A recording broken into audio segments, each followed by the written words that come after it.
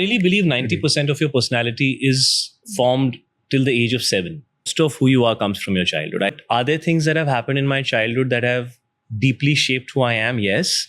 I did come from a home where my parents were not together from the age of 3. I lived a lot with my mom. I would see my father only once in the year. So the male presence in my life was less, much less than what is normal. Now, because I have children and I can see when I am not there or even for a couple of days, how that affects my son and my daughter, it very clearly gives me perspective to compare to maybe how I might have felt as a child.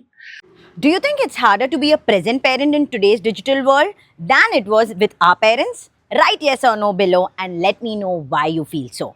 Shahid Kapoor said something so simple yet it hits like a ton of bricks. Parents are like 2 feet. If one is missing, you stumble. We often think kids are too young to notice when we are busy or when we parents aren't fully there.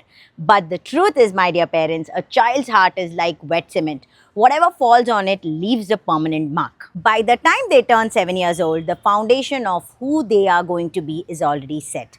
They are actively learning what love, security, and presence looks like. But here is the wake-up call for our generation. A parent does not have to leave the house to be missing. When we sit right next to our kids but our eyes are either glued to our phone, or when we choose to hustle on our laptop other than sitting on the floor to play with them, kids don't understand spreadsheets, deadlines, or providing for their future. All a child understands is, my mom and dad are here but they aren't here for me.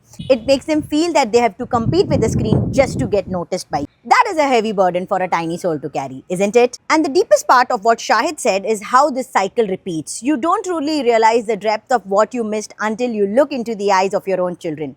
When you notice how much they crave your attention and how 2 days away changes their energy, it acts like a mirror. It forces you to look back at your own childhood and realize just how lonely those empty spaces actually were. If you're a parent watching this, remember your kids will survive without the grandest of the luxuries, but they will stumble without your time. Be the second foot that they can lean on.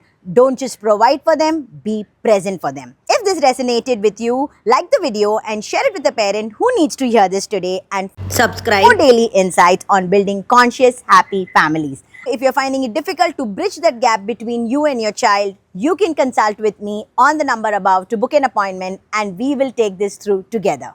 Bye-bye.